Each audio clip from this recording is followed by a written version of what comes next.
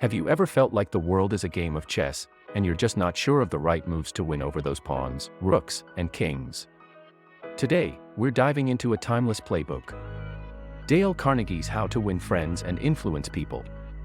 With over 30 million copies sold worldwide, there's got to be some magic in there, right? So, let's unravel these pearls of wisdom, one by one. 1. The fundamental techniques in handling people. Imagine you're walking down a street. You see a street musician pouring his soul into a melody. You feel compelled to drop a coin in appreciation, not because you had to, but because he struck a chord in your heart. That's the magic Carnegie talks about, the power of genuine appreciation. It's not about empty flattery, but about acknowledging and valuing the good in others. It's the currency of human relationships. The more you give, the richer your connections become. But what happens when conflicts arise? We've all been there, ready to criticize or blame. Yet, Carnegie offers a different perspective. What if, instead of finding fault, you dive into understanding? The truth is, no one wakes up wanting to make mistakes. Instead of highlighting errors, why not understand the why behind them? By doing so, you'll not only solve the problem but also build trust. And here's the piece de resistance, kindling the desire in others. Imagine lighting a fire. You need the right conditions to keep it blazing. Similarly, to get someone to do something, create an environment where they want to do it. It's not about coercion, but about cultivating enthusiasm. Through these insights, Carnegie provides us with a blueprint of human dynamics. It's not about manipulation but about understanding, appreciating, and nurturing. Dive into these realms, and you'll discover a world where every interaction becomes a symphony, harmonious and memorable. 2. Ways to make people like you. Imagine walking into a room, a slight hum of chatter fills the air, and as you take a step in, a pair of eyes meet yours. In that split second, a decision is made about the kind of person you are. Dale Carnegie, in his transformative book, dives into this world of first impressions and connections and unlocks the secrets of leaving a lasting mark on people's hearts.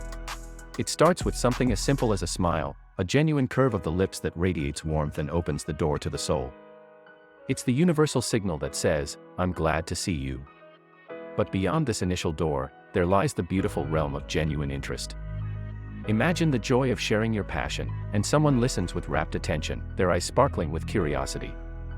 By showing sincere interest in others, we don't just understand them, we elevate them. Now, consider the power of names.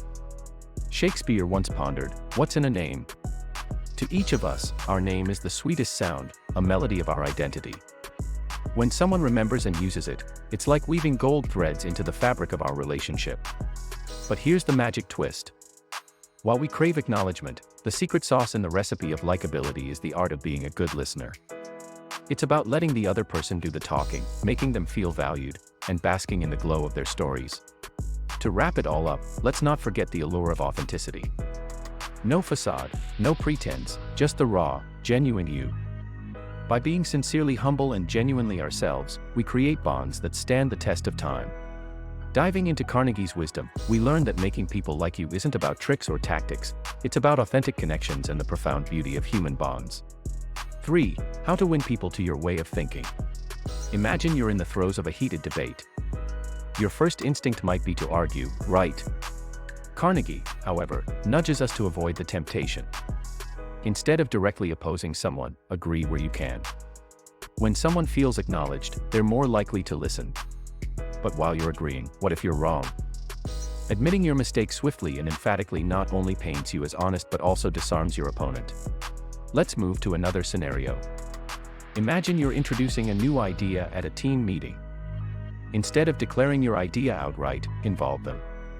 Ask questions in a manner that gets them to think, to conclude, and to believe that the idea is as much theirs as it is yours. It's a subtle but powerful technique that nudges them to buy into your perspective. And as you present your idea, be sure to sincerely acknowledge the other person's viewpoints. Let them know you respect their thoughts. This creates an atmosphere of mutual understanding. Now, here's a lesser-known tip: challenge them. We're hardwired to thrive on challenges. When people feel like they're part of a bigger mission or a challenge, they're more likely to rally behind you. Remember, it's never about manipulating thoughts but harmoniously aligning them. Dale Carnegie doesn't advocate for trickery, but for genuine, heartfelt techniques that make every conversation a bridge rather than a battle. Embrace these methods, and you won't just win arguments, you'll win allies.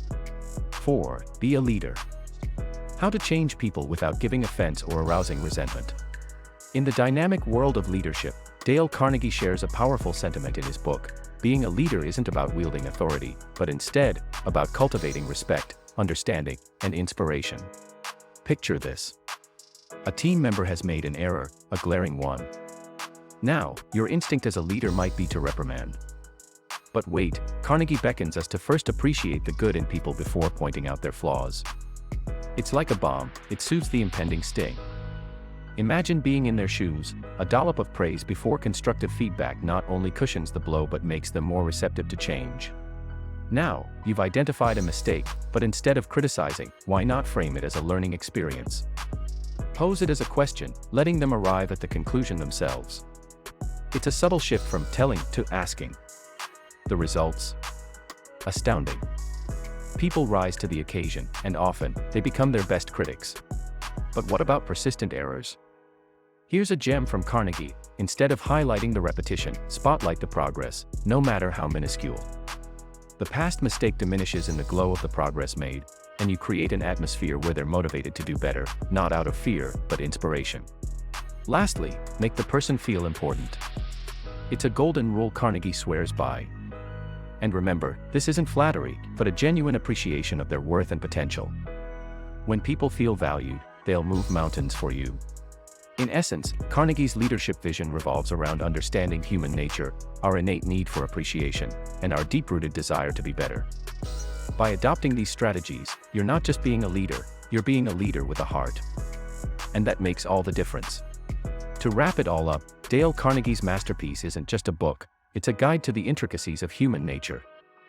Through its principles, we're reminded that at the core of every interaction is the desire for genuine respect and understanding. As we sail through the waters of life, let's remember to carry this compass of kindness, empathy, and genuine interest. Because at the end of the day, winning friends and influencing people is all about tapping into the best of humanity. Join me next time as we deep dive into another masterpiece. Until then, keep those pages turning and your hearts learning.